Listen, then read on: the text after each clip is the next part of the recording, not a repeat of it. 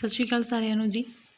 ਹਾਂਜੀ, ਆਪਾਂ ਇਹੋ ਹਮਾਰਾ ਜੀਵਨਾਂ ਦਾ ਚੌਥਾ ਭਾਗ ਸ਼ੁਰੂ ਕਰਨ ਜਾ ਰਹੇ ਹਾਂ।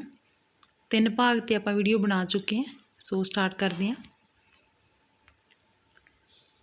ਅੱਜ ਖੂਹ ਉੱਤੇ ਕੋਠੇ 'ਚ ਹੀ ਚੱਲਦਿਆਂ ਨਰੈਣ ਨੇ ਬੋਤਲ ਖੇਸ ਦੀ ਬੁੱਕਲ ਵਿੱਚ ਲੁਕਾਉਂਦਿਆਂ ਦੋਨੋਂ ਜੋੜੀਦਾਰਾਂ ਨੂੰ ਕਿਹਾ, ਕਿਉਂ ਅੱਜ ਘਰ ਨਹੀਂ ਚੱਲਣਾ? ਬੰਤੇ ਨੇ ਪੁੱਛਿਆ। ਘਰ ਭਾਨੋਂ ਲੜਦੀ ਹੈ, ਬਈ ਪੀਨਾ ਕਿਉਂ ਹੈ? ਇਹ ਤੂੰ ਬਾਹਮਣੀ ਕਿੱਥੋਂ ਲੈ ਆਇਆ ਜਿਹੜੀ ਖਾਣ ਪੀਣ ਤੋਂ ਵੀ ਲੜਦੀ ਹੈ? ਬੰਤੇ ਨੇ ਅਮਲ ਬਿਨਾਂ ਖਿੰਡਦੇ ਹੱਡਾਂ ਨੂੰ ਘਸੀਟਦਿਆਂ ਕਿਹਾ। ਊਂ ਤਾਂ ਭਾਨੋਂ ਸਿਆਣੀ ਲੱਗਦੀ ਹੈ ਬੰਤਿਆ। ਲਾਬੇ ਕੇ ਇੰਦਰ ਨੇ ਨਰੈਣ ਵੱਲ ਝਾਕ ਕੇ ਕਿਹਾ। ਲੈ ਖਾਣੋ ਪੀਣੋ ਰੋਕੂ, ਯਾਰਾਂ ਦਾ ਯਾਰ ਨਹੀਂ ਰਹਿ ਜੂ। ਯਾਰਾਂ ਬਿਨਾਂ ਕਾਹਦੀ ਜੀਪਤ ਹੁੰਦੀ ਹੈ? ਨਾਲੇ 4 ਦਿਨ ਜੱਗ 'ਤੇ ਆਏ ਐ, ਕੀ ਲੈ ਜਾਣਾ ਖਾਣ ਪੀਣ ਤੋਂ ਬਿਨਾਂ? ਬੰਤੇ ਨੇ ਦਲੀਲ ਦਿੱਤੀ। ਚੱਲ ਤੁਹਾਡੇ ਚੁਬਾਰੇ 'ਚ ਬੈਠ ਜਿਆ ਕਰਾਂਗੇ, 2 ਘੜੀ ਬੈਠਣਾ ਹੀ ਹੈ, ਨਰੈਣ ਬੋਲਿਆ। ਆਹੋ, ਮੈਨੂੰ ਕਢਾਓ ਤੁਸੀਂ ਘਰੋਂ। ਦੇਖਿਆ ਨਹੀਂ ਸਾਡੇ ਬੁੜੇ ਦਾ ਖੁੰਡਾ? ਇਹ ਖਰੀ ਕਹੀ ਨਰੈਣ, ਹੁਣੇ ਹੀ ਯਾਰਾਂ ਦਾ ਯਾਰ ਪਰਖਿਆ ਗਿਆ। ਲਾਬੇ ਕੇ ਇੰਦਰ ਨੇ ਕਿਹਾ। ਮੇਰੇ ਯਾਰ, ਤੂੰ ਹੁਣੇ ਹੀ ਭਾਨੋਂ ਤੋਂ ਇੰਨਾ ਡਰਨ ਲੱਗ ਪਿਆ? ਬੰਤੇ ਨੇ ਆਪਣੇ ਵੱਲੋਂ ਇਹ ਗੱਲ ਨਰੈਣ ਵੱਲ ਮੋੜੀ। ਊਂ ਤਾਂ ਠੀਕ ਆਖਦੀ ਆ ਉਹ, ਨਾਲੇ ਪੈਸਿਆਂ ਦੀ ਬਰਬਾਦੀ, ਨਾਲੇ ਦੇਹ ਦਾ ਗਾਲਾ। ਨਰੈਣ ਨੇ ਸੋਚਾਂ ਵਿੱਚ ਪੈ ਕੇ ਕਿਹਾ। ਛੱਡ ਯਾਰ ਕਮਲੀਆਂ ਗੱਲਾਂ। ਆਪਣੇ ਕੀ ਮਗਰ ਜਵਾਕ ਰੋਂਦੇ ਐ, ਜਿਨ੍ਹਾਂ ਖਾਤਰ ਜੋੜਨੇ ਆ ਪੈਸੇ। ਬਾਕੀ ਦੇਹ ਦਾ ਹੁਣ ਕੀ ਗੱਲ ਹੈ? ਗੱਲ ਨਹੀਂ ਜਿਹੜੀ ਗੱਲ ਨਹੀਂ ਸੀ। ਹੁਣ ਤਾਂ ਕੋਈ ਦਿਨ ਦਾ ਮੌਜ ਮੇਲਾ ਹੀ ਹੈ। ਲਾਬੇ ਕੇ ਇੰਦਰ ਨੇ ਨਰੈਣ ਨੂੰ ਜਿਵੇਂ ਸਮਝਾਇਆ। ਪਰ ਭਾਨੋਂ ਤਾਂ ਜੇ ਬੁੜੀ ਨਹੀਂ। ਨਰੈਣ ਨੇ ਇਹ ਗੱਲ ਖਬਰ ਨਹੀਂ ਕਿਸ ਨੂੰ ਆਖੀ। ਇੰਨੇ ਨੂੰ ਉਹ ਖੂਹ ਉੱਤੇ ਪਹੁੰਚ ਗਏ। ਤਿੰਨਾਂ ਨੇ ਮਸਾਂ ਖੂਹ ਗੇੜ ਕੇ ਪਾਣੀ ਕੱਢਿਆ। ਉੱਥੇ ਹੀ ਬੈਠ ਕੇ ਪਾਣੀ ਪੀਣ ਲੱਗੇ। ਪੀਂਦੇ ਰਹੇ ਤੇ ਅਮਲੀਆਂ ਵਾਂਗ ਜੜਾਂਗੇ ਛੱਡਦੇ ਰਹੇ। ਇੱਕ ਸੀਗੇ ਅਮਲੀ ਨਰੈਣ ਨੂੰ ਕੋਈ ਗੱਲ ਚੇਤੇ ਆਈ ਤੇ ਉਹ ਸੁਣਾਉਣ ਲੱਗ ਪਿਆ। ਉਹ ਅਮਲੀ ਆਪਣੇ ਵਾਂਗੂ ਹੀ ਖੂਹ ਉੱਤੇ ਬੈਠੇ ਸੀ। ਬੈਠਿਆਂ ਨੂੰ ਆ ਗਈ ਧੁੱਪ। ਆਖਣ ਲੱਗੇ, ਬਈ ਧੁੱਪ ਆ ਗਈ, ਖੂਹ ਨੂੰ ਛਾਵੇਂ ਲੈ ਚੱਲੀਏ। ਇੱਕ ਅਮਲੀ ਨੇ ਸਲਾਹ ਦਿੱਤੀ। ਆਹੋ, ਗੱਲ ਤਾਂ ਠੀਕ ਹੈ, ਬਾਕੀਆਂ ਨੇ ਕਿਹਾ। ਪਾ ਕੇ ਰੱਸੇ ਲੱਗ ਪਏ ਖੂਹ ਨੂੰ ਖਿੱਚਣ। ਖਿੱਚਦੇ ਰਹੇ। ਇਉਂ ਹੀ ਖਿੱਚਦਿਆਂ ਨੂੰ ਆਥਣ ਹੋ ਗਈ। ਸੂਰਜ ਢਲ ਗਿਆ, ਛਾਂ ਆ ਗਈ। ਬਸ ਕਰੋ, ਆ ਗਿਆ ਖੂਹ ਛਾਂ 'ਚ, ਇੱਕ ਅਮਲੀ ਬੋਲਿਆ। ਖੂਹ ਨੂੰ ਛਾਂ 'ਚ ਦੇਖ ਸਾਰੇ ਅਮਲੀ ਖੁਸ਼ ਹੋ ਗਏ। ਨਰੈਣ ਨੇ ਗੱਲ ਮੁਕਾਈ ਤੇ ਫਿਰ ਤਿੰਨੇ ਬੋਤਲ ਵਿੱਚ ਬਚਦੀ ਘੁੱਟ ਮੁਕਾ ਕੇ ਬੈਠੇ ਹੱਸਦੇ ਰਹੇ। ਪਈਓ ਪਈ ਕੋਈ ਖੂਹ ਵੱਲ ਨੂੰ ਵਗਿਆ ਆ ਰਿਹਾ ਸੀ। ਤਿੰਨੇ ਉਸ ਪਾਸੇ ਦੇਖਣ ਲੱਗੇ। ਕਿਹੜੇ ਬਈ ਓਏ? ਬੰਦੇ ਨੇ ਨੇੜੇ ਆਏ ਤੋਂ ਨਰੈਣ ਨੇ ਪੁੱਛਿਆ। ਮੈਂ ਆ ਬਾਈ ਜਾਗਰ।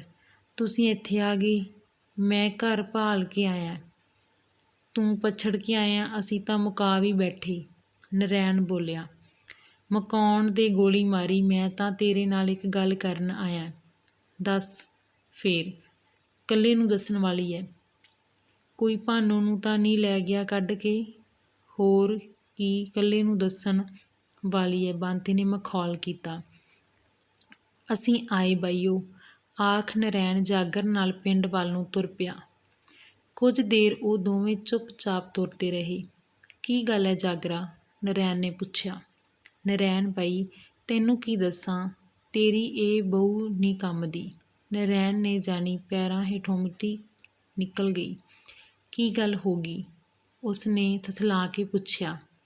ਗੱਲ ਕੀ ਹੋਣੀ ਸੀ, ਮੈਂ ਸੋਚਿਆ ਤੂੰ ਘਰ ਹੋਏਗਾ, ਬੈਠ ਕੇ ਪੀਆਂਗੇ 2 ਘੁੱਟ। ਅੱਜ ਹੀ ਲਿਆਂਦੀ ਸੀ, ਪਹਿਲੇ ਤੋੜਦੀ। ਜਾਗਰਾ, ਭਾਨੋਂ ਲੜਦੀ ਸੀ ਬਈ, ਲੋਕਾਂ ਨੂੰ ਘਰ ਲੈ ਆਉਣਾ। ਮੈਂ ਕਿਹਾ ਅੱਜ ਖੂਹ 'ਤੇ ਹੀ ਚੱਲਦੇ ਆਂ। ਤੈਨੂੰ ਕੀ ਦੱਸਾਂ ਬਾਈ ਸਿਆਂ, ਤੂੰ ਤਾਂ ਘਰ ਹੈ ਨਹੀਂ ਸੀ। ਆਖੇ ਜਾਗਰਾ, ਰੋਟੀ ਖਾ ਕੇ ਜਾਈਂ।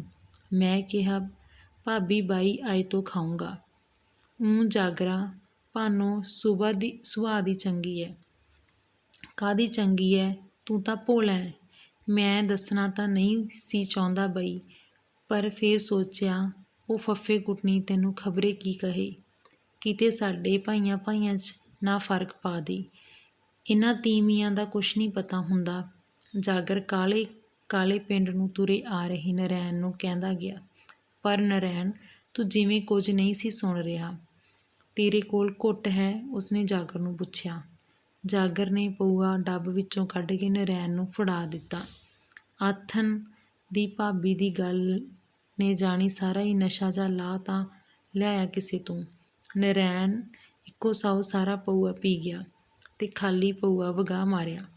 ਕਿਸੇ ਕੋਲ ਗੱਲ ਨਾ ਕਰੀ, ਤੇਰੀ ਬਦਨਾਮੀ ਹੋਊ। ਜਾਗਰ ਨੇ ਸੱਥ ਕੋਲੋਂ ਆਪਣੇ ਘਰ ਵੱਲ ਮੁੜਦਿਆਂ ਨਰੈਣ ਨੂੰ ਸਮਝਾਇਆ। ਭਰਿਆ ਪੀਤਾ ਨਰੈਣ ਘਰ ਜਾ ਵੜਿਆ। ਵੜਦੇ ਹੀ ਅੰਦਰੋਂ ਕੁੰਡਾ ਅੜਾ ਲਿਆ।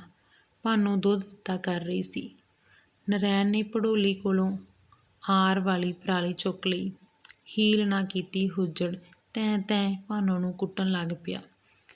ਭਾਨੋ ਢਿੱਡਰੀ ਹੋਈ ਹੱਥਾਂ ਉੱਤੇ ਬਾਹਾਂ ਉੱਤੇ ਸੱਟ ਬੋਚਦੀ ਰਹੀ। ਸੁੱਕੇ ਸੜੇ ਨਰੈਣ ਅਮਲੀ ਵਿੱਚ ਅੱਜ ਇੰਨਾ ਜ਼ੋਰ ਖਬਰੇ ਕਿੱਥੇ ਆ ਗਿਆ ਸੀ। ਪ੍ਰਾਣੀ ਦੀਆਂ ਸੱਟਾਂ ਨੇ ਭਾਨੋ 'ਤੇ ਲਾਸਾਂ ਪਾ ਦਿੱਤੀਆਂ। ਨਰੈਣ ਕੁੱਟੀ ਵੀ ਜਾ ਰਿਹਾ ਸੀ ਤੇ ਗੰਦੀਆਂ ਗੰਦੀਆਂ ਗਾਲਾਂ ਵੀ ਕੱਢੀ ਜਾ ਰਿਹਾ ਸੀ।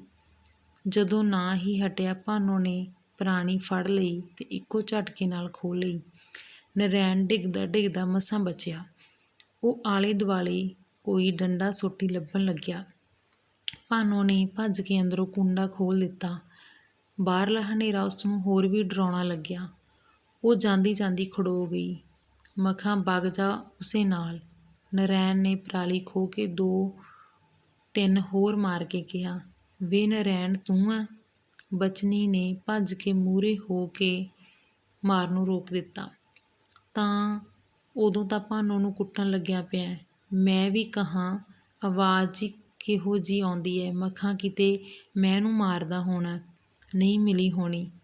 ਛੱਡ ਦੇ ਬਚਨੀ, ਤੂੰ ਨਹੀਂ ਜਾਣਦੀ ਇਸ ਬਦਕਾਰ ਨੂੰ। ਨਰੈਣ ਝਈਆਂ ਲੈ ਲੈ ਕੇ ਪੈ ਰਿਹਾ ਸੀ। ਛੋਟੇ ਦੇ ਬਾਪੂ ਆਈ। ਬਚਨੀ ਨੇ ਆਪਣੇ ਘਰ ਵਾਲੇ ਨੂੰ ਆਵਾਜ਼ ਮਾਰੀ। ਇਸ ਦੀ ਤਾਂ ਮੌਤ ਨੂੰ ਅੱਜ ਖਬਰੇ ਨਹੀਂ ਕੀ ਹੋ ਗਿਆ। ਦੇਖ ਕੀ ਚੰਡੀ ਚੜੀ ਹੋਈ ਹੈ ਵਿਚਾਰੀ, ਭੌਂ ਵਾਂਗੂ ਕੁੱਟਤੀ। ਕੁੜੇ ਕੀ ਹੋ ਗਿਆ? ਸਾਂਤੀ ਵੀ ਰੌਲਾ ਸੁਣ ਕੇ ਨੱਠੀ ਆਈ। ਦੇਖ ਤਾਂ ਕੋੜਿਆ ਹੋਇਆ ਨਰੈਣ ਕੀ ਕਰਨ ਲੱਗਿਆ। ਬਈ ਤੂੰ ਕੋਈ ਨਿਆਣੀ ਹੈ? ਮੂੰਹ 'ਤੇ ਤੇਰੇ ਧੌਲੀ ਤੂੰ ਕੋਈ ਨਿਆਣਾ ਹੈ? ਮੂੰਹ 'ਤੇ ਤੇਰੇ ਧੌਲੀ ਧਾੜੀ ਹੈ। ਬਚਨੀ ਨੇ ਦੇਹਲੀ ਉੱਤੇ ਗੁੱਛਾ ਮੁੱਛਾ ਹੋਈ ਭਾਨੋ ਵੱਲ ਇਸ਼ਾਰਾ ਕਰਕੇ ਕਿਹਾ। ਮੇਰਾ ਤਾਂ ਅੱਗੇ ਹੀ ਮੱਥਾ ਠਣਕਿਆ ਸੀ। ਅੱਜ ਜਿਹੜਾ ਕਾਹਲੀ ਕਾਹਲੀ ਪੈਰ ਚੱਕੀ ਵਗਿਆ ਜਾਂਦਾ ਸੁੱਖ ਨਹੀਂ। ਸਾਂਤੀ ਨੇ ਭਾਨੋ ਨੂੰ ਵਰਾਉਂਦਿਆਂ ਕਿਹਾ। ਤੂੰ ਸ਼ਦਾਈ ਹੋ ਗਿਆ ਨਰੈਣ? ਭਗਤੂ ਉਸ ਤੋਂ ਪ੍ਰਾਣੀ ਖੋਹ ਕੇ ਬੋਲਿਆ। ਤੈਨੂੰ ਕੀ ਪਤਾ ਬਈ ਇਹਦਾ? ਮੈਂ ਤਾਂ ਉਸ ਘੜੀ ਨੂੰ ਪਛਤਾਉਣਾ ਜਦੋਂ ਇਸ ਕਮਜ਼ਾਤ ਨੂੰ ਆਪਣੇ ਘਰ ਵਾੜ ਲਿਆ। ਨਰੈਣ ਨੇ ਜੁੱਤੀ ਲਾ ਕੇ ਪਰਾਂ ਸੁੱਟਦਿਆਂ ਕਿਹਾ। ਵੇ ਨਰੈਣ, ਤੀਵੀਂ ਦਾ ਤੇ ਧਰਤੀ ਦਾ ਕੀ ਮਾਰਨਾ ਹੋਇਆ, ਜਿਹਨੇ ਅੱਗੋਂ ਹੱਥ ਹੀ ਨਾ ਚੱਕਣਾ ਹੋਇਆ। ਸਾਂਤੀ ਨੇ ਭਾਨੋ ਦੇ ਕੋਲ ਨੂੰ ਹੁੰਦਿਆਂ ਕਿਹਾ। ਭਗਤੂ ਨੇ ਸਮਝਾ ਬੁਝਾ ਕੇ ਨਰੈਣ ਨੂੰ ਠੰਡਾ ਕੀਤਾ। ਸਾਂਤੀ ਨੇ ਭਾਨੋ ਵਰਾਈ। ਲੋਕਾਂ ਦੇ ਚਲੇ ਜਾਣ ਮਗਰੋਂ ਨਰੈਣ ਨੇ ਆਪ ਹੀ ਰੋਟੀ ਪਾਈ ਤੇ ਵੱਡੀਆਂ ਵੱਡੀਆਂ ਬੁਰਕੀਆਂ ਤੋੜ ਕੇ ਖਾਣ ਲੱਗਾ। ਭਾਨੋ ਚੁੱਲ੍ਹੇ ਮੂਹਰੇ ਬੈਠੀ ਲੋਗੜ ਤੱਤਾ ਕਰ ਕਰਕੇ ਆਪਣੀਆਂ ਸੱਟਾਂ ਨੂੰ ਸੇਕ ਦਿੰਦੀ ਰਹੀ ਤੇ ਰੋਂਦੀ ਰਹੀ। ਰੋਟੀ ਦਾ ਫਾਹਾ ਜਿਹਾ ਵੱਢ ਕੇ ਨਰੈਣ ਆਪਣੇ ਮੰਜੇ ਉੱਤੇ ਜਾ ਪਿਆ। ਕਿੰਨਾ ਚਿਰ ਹੀ ਉਹ ਛੱਤ ਦੀਆਂ ਕੜੀਆਂ ਵੱਲ ਝਾਕਦਾ ਰਿਹਾ। ਫਿਰ ਪਤਾ ਨਹੀਂ ਉਸ ਦੇ ਜੀਅ ਵਿੱਚ ਕੀ ਆਇਆ, ਉੱਠ ਕੇ ਬੈਠ ਗਿਆ। ਭਾਨੋ ਵੱਲ ਝਾਕਦਾ ਰਿਹਾ। ਫਿਰ ਉੱਠ ਕੇ ਉਸ ਦੇ ਕੋਲ ਚੁੱਲ੍ਹੇ ਮੂਹਰੇ ਆ ਬੈਠਾ। ਭਾਨੋ ਨੇ ਉਸ ਵੱਲ ਨਾ ਤੱਕਿਆ। ਫਿਰ ਆਪ ਹੀ ਭਾਨੋ ਦੇ ਹੱਥੋਂ ਫੜ ਲੋਗੜ ਤੱਤਾ ਕਰਕੇ ਦੇਣ ਲੱਗਾ। ਭਾਨੋ, ਮੈਨੂੰ ਸਹੁਰਾ ਹਰਖ ਜਾ ਚੜ੍ਹ ਗਿਆ ਸੀ। ਉਹ ਮੂੰਹੋਂ ਫੁੱਟਿਆ। ਭਾਨੋ ਦੇ ਤ੍ਰਿਪ ਤ੍ਰਿਪ ਹੰਝੂ ਕਿਰ ਪਏ, ਪਰ ਮੂੰਹੋਂ ਉਸਨੇ ਕੁਛ ਨਾ ਕਿਹਾ। ਤੂੰ ਮੰਜੇ 'ਤੇ ਪੈ ਜਾ, ਮੈਂ ਦੇਈ ਜਾਣਾ ਲੋਗੜ ਤੱਤਾ ਕਰਕੇ। ਭਾਨੋ ਕਸੀਸ ਜਿਹੀ ਵੱਟ ਕੇ ਉੱਠੀ ਤੇ ਡਿੱਗਦੇ ਹੱਡਾਂ ਪੈਰਾਂ ਨੂੰ ਸੰਭਾਲਦੀ ਹੋਈ ਮੰਜੇ ਉੱਤੇ ਜਾ ਪਈ। ਨਰੈਣ ਲੋਗੜ ਤੱਤਾ ਕਰ ਦਿੰਦਾ ਰਿਹਾ। 1-2 ਵਾਰੀ ਉਸਨੇ ਭਾਨੋ ਦੇ ਸਿਰ ਉੱਤੇ ਹੱਥ ਵੀ ਫੇਰਿਆ। ਭਾਨੋ ਨੇ ਅੱਖ ਪੁੱਟ ਕੇ ਵੀ ਉਸ ਵੱਲ ਨਾ ਦੇਖਿਆ। ਭਾਨੋ, ਗੁੱਸਾ ਨਹੀਂ ਕਰੀਦਾ। ਘਰਾਂ ਵਿੱਚ ਇਹੋ ਜਿਹੇ ਜੀਆਂ ਗੱਲਾਂ ਹੋ ਜਾਂਦੀਆਂ ਨੇ ਤੇ ਖਬਰੇ ਸਹੁਰਾ ਕੰਜਰ ਊਈਂ ਕਹਿੰਦਾ ਹੋਵੇ। ਨਰੈਣ ਨੇ ਅੱਧੀ ਗੱਲ ਭਾਨੋ ਤੇ ਬਾਕੀ ਅੱਧੀ ਆਪਣੇ ਆਪ ਨੂੰ ਕਹੀ। ਬਸ ਤੂੰ ਪੈ ਜਾ, ਭਾਨੋ ਨੇ ਉਸ ਦਾ ਹੱਥ ਪਰਾਂ ਕਰਦਿਆਂ ਕਿਹਾ। ਨਰੈਣ ਉੱਠ ਕੇ ਆਪਣੇ ਮੰਜੇ ਉੱਤੇ ਪੈ ਗਿਆ, ਪਰ ਬੜੀ ਰਾਤ ਤੱਕ ਉਸ ਦੀ ਅੱਖ ਨਾ ਲੱਗੀ। ਭਾਨੋ ਜਦੋਂ ਵੀ ਪਾਸਾ ਲੈਂਦੀ ਹੈਂ ਕਰਦੀ, ਹਾਰ ਕੇ ਨਰੈਣ ਉੱਠ ਬਹਿੰਦਾ। ਉੱਠ ਉਸਨੇ ਛਟੀਆਂ ਦੀ ਅੱਗ ਬਾਲ ਕੇ ਦੁੱਧ ਤੱਤਾ ਕੀਤਾ, ਵਿੱਚ ਘਿਓ ਦਾ ਭੋਰਾ ਪਾ ਕੇ ਭਾਨੋ ਨੂੰ ਪੀਣ ਲਈ ਦਿੱਤਾ। ਨਹੀਂ, ਮੇਰਾ ਜੀਅ ਨਹੀਂ ਕਰਦਾ, ਭਾਨੋ ਨੇ ਬਿਨਾਂ ਉਸ ਵੱਲ ਤੱਕਿਆਂ ਕਿਹਾ। ਨਹੀਂ ਵੀ ਜੀਅ ਕਰਦਾ, ਮੇਰੇ ਕਹੇ 'ਤੇ ਪੀ ਲੈ, ਨਰੈਣ ਨੇ ਗਲਾਸ ਅੱਗੇ ਕਰਦਿਆਂ ਕਿਹਾ। ਭਾਨੋ ਨੇ ਨਾ ਹੀ ਗਲਾਸ ਫੜਿਆ ਤੇ ਨਾ ਹੀ ਕੋਈ ਉੱਤਰ ਦਿੱਤਾ। ਭਾਨੋ, ਚੱਲ ਮੈਂ ਤੇਰੇ ਪੈਰੀਂ ਹੱਥ ਲਾਉਣਾ, ਦੁੱਧ ਪੀ ਲੈ, ਨਰੈਣ ਨੇ ਹੱਥ ਉਸਦੇ ਪੈਰਾਂ ਵੱਲ ਲਿਜਾਂਦਿਆਂ ਕਿਹਾ। ਭਾਨੋ ਨੇ ਉੱਠ ਕੇ ਗਲਾਸ ਫੜ ਲਿਆ, 2 ਘੁੱਟਾਂ ਪੀਤੀਆਂ। ਦੁੱਧ ਉਸਦੇ ਅੰਦਰ ਵੜਦਾ ਕਿਹੜਾ ਸੀ। ਉਹ ਰੋ ਪਈ। ਨਰੈਣ ਨੇ ਉਸਦੇ ਮੋਢਿਆਂ ਉੱਤੋਂ ਦੀ ਬਾਂਹ ਵਲਾ ਕੇ ਕਿਹਾ, ਨਾ ਨਾ ਮੇਰੀ ਡੱਡ। ਕਈ ਦਿਨ ਭਾਨੋ ਘਰੋਂ ਬਾਹਰ ਨਾ ਨਿਕਲੀ। ਕਿਸੇ ਦੇ ਮੂੰਹ ਲੱਗਦਿਆਂ ਜਾਣੀ ਉਸਨੂੰ ਸੰਗ ਜਿਹੀ ਆਉਂਦੀ। ਬਚਨੀ 1-2 ਵਾਰ ਆਈ। ਮੇਰੇ ਨਾਲ ਵੀ ਕੇਰਾਂ ਲੱਗਿਆ ਸੀ ਛੋਟੇ ਦਾ ਬਾਪੂ ਇਉਂ ਕਰਨ। ਬੁੜੀ ਜਿਉਂਦੀ ਸੀ ਉਦੋਂ ਸਾਡੀ, ਤੱਤੀਆਂ ਪਿੱਤੀਆਂ ਦਿੰਦੀ ਰਿਹਾ ਕਰੇ। ਤੀਜੇ ਦਿਨ ਡੰਡਾ ਲੈ ਕੇ ਮੇਰੇ ਦੁਆਲੇ ਹੋ ਜਾਇਆ ਕਰੇ। ਮੈਂ ਤਾਂ ਹਾਰ ਕੇ ਆਪਣੇ ਭਾਈਆਂ ਨੂੰ ਦੱਸਿਆ। ਓਦਣੇ ਆ ਗਏ ਤਿੰਨੋਂ, ਆਖਣ ਲੱਗੇ, ਸਾਡੀ ਭੈਣ ਦਾ ਕਸੂਰ ਦੱਸ। ਫੇਰ ਤਾਂ ਬਈ ਜਹੀਂ ਕਰੇ ਮੂਹਰੇ ਮੁੜ ਕੇ ਅੱਜ ਹੱਥ ਚੁੱਕਦਾ, ਬਚਨੋਂ ਨੇ ਦੱਸਿਆ। ਭਾਨੋ ਸੁਣ ਕੇ ਚੁੱਪ ਕਰ ਰਹੀ। ਸ਼ਾਂਤੀ ਤਾਂ ਕੰਮ ਧੰਦੇ ਤੋਂ ਵਿਹਲੀ ਹੋ ਕੇ ਨਿੱਤ ਹੀ ਉਸ ਕੋਲ ਆ ਬੈਠਦੀ। ਮੈਂ ਤੈਨੂੰ ਦੱਸਾਂ ਭਾਨੋ, ਆਪਣੀ ਬੀਬੀ ਸੰਤੋ ਦਾ ਘਰ ਵਾਲਾ ਵੀ ਪਹਿਲਾਂ ਇਉਂ ਹੀ ਦਰੱਤੇ ਮਾਰਦਾ ਰਹਿੰਦਾ ਸੀ। ਮੈਂ ਤਾਂ ਫਿਰ ਕੋਟਲੇ ਵਾਲੇ ਸਿਆਣੇ ਤੋਂ ਤਵੀਤ ਕਰਾ ਕੇ ਦਿੱਤਾ। ਹੁਣ ਮਾੜਾ ਜਿਹਾ ਲੋਟ ਹੈ। ਤੂੰ ਪਾਂਦੇ ਤੋਂ ਪੁੱਛ ਹੀ ਪਵਾ ਲੈਣੀ ਸੀ। ਕੋਈ ਗਰਹੂ ਹੀ ਨਾ ਹੋਵੇ, ਸ਼ਾਂਤੀ ਭਾਨੋ ਨੂੰ ਆਖਦੀ। ਭਾਨੋ ਕਦੇ ਹਾਂ ਹੂੰ ਕਰ ਛੱਡਦੀ, ਕਦੇ ਚੁੱਪ ਕਰ ਰਹਿੰਦੀ। ਇੱਕ ਦਿਨ ਰੋਟੀ ਦੇਈ ਮੁੜਦੀ ਆਉਂਦੀ ਬਚਨੀ ਨੂੰ ਦਿਆਲੋ ਟੱਕਰ ਗਈ। ਨੀ ਭੈਣੇ, ਤੈਨੂੰ ਕੀ ਦੱਸਾਂ, ਉਦਣ ਤਾਂ ਨਰੈਣ ਵਿੱਚ ਖਬਰ ਕੀ ਭੂਤ ਆਇਆ ਸੀ, ਛੱਲੀਆਂ ਵਾਂਗ ਕੁੱਟਦੀ ਭਾਨੋ। ਬਚਨੀ ਨੇ ਘੱਗਰੇ ਦੀ ਲਾਉਣ ਨਾਲ ਅਲੇਹਾ ਲਾਉਂਦਿਆਂ ਦੱਸਿਆ। ਨੀ ਚੰਗਾ, ਇਹੋ ਜਿਹੀਆਂ ਨਾਲ ਇਹੋ ਜਿਹੀ ਹੋਣੀ ਚਾਹੀਦੀ ਹੈ, ਪਰ ਉਹ ਵੀ ਕੁਸਕੀ ਨਹੀਂ ਸ਼ੇਰ ਦੀ ਬੱਚੀ।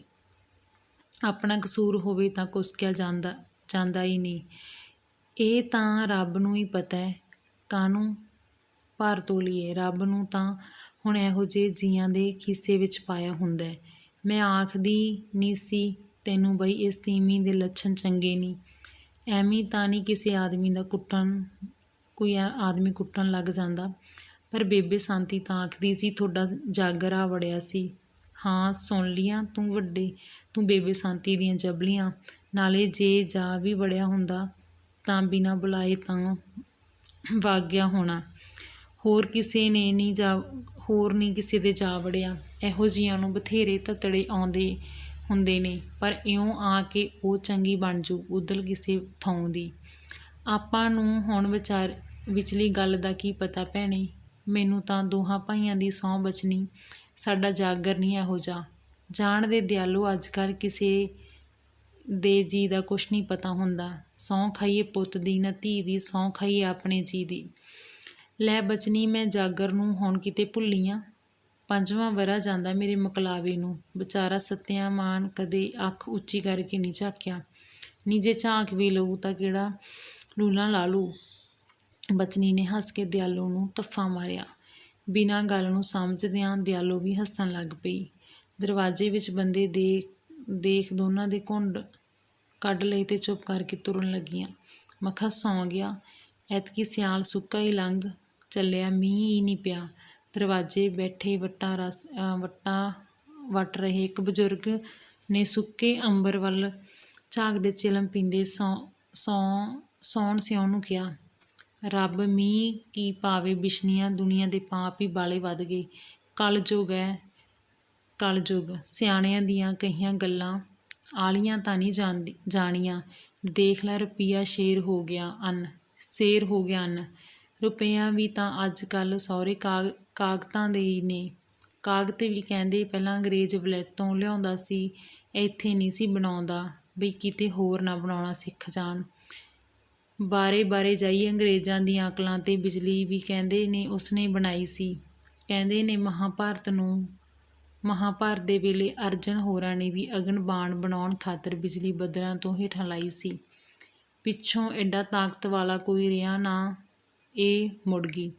ਫਿਰ ਮਾਮੇ ਭਾਣਜੇ 'ਤੇ ਜ਼ਰੂਰ ਡਿੱਗਦੀ ਹੈ, ਇਕੱਠੇ ਥਿਆਂ ਜਾਣ। ਕ੍ਰਿਸ਼ਨ ਦੇ ਮਾਮੇ ਨੇ ਪੱਥਰ ਉੱਤੇ ਪੜਕਿਆ ਸੀ ਇਸ ਨੂੰ। ਰੱਬ ਦੀਆਂ ਰੱਬ ਜਾਣੇ, ਖਬਰੇ ਸਭ ਬਣਾਈਆਂ ਹੋਈਆਂ ਗੱਲਾਂ ਨੇ। ਆਖ ਬਿਸ਼ਨੇ ਨੇ ਚਿਲਮ ਦਾ ਵੱਡਾ ਸਾਰਾ ਸੂਟਾ ਲਿਆ ਤੇ ਮੋੜ ਕੇ ਸੌਣ ਸਿਉਂ ਵੱਲ ਕਰ ਦਿੱਤੀ। Thank you. ਸੋ ਇਹ 4 ਪਾਰਟ ਸੀਗੇ ਜਿਹੜੇ ਆਪਾਂ ਹੁਣ ਪੜ੍ਹ ਚੁੱਕੇ ਹਾਂ, ਅਤੇ 5ਵਾਂ ਜਿਹੜਾ ਭਾਗ ਆ ਉਹ ਆਪਾਂ ਨੈਕਸਟ ਵੀਡੀਓ ਦੇ ਵਿੱਚ ਡਿਸਕਸ ਕਰਾਂਗੇ। ਪੂਰੀ ਉਮੀਦ ਹੈ ਤੁਹਾਨੂੰ ਇਹ ਸਮਝ ਆਇਆ ਹੋਵੇਗਾ। ਧੰਨਵਾਦ।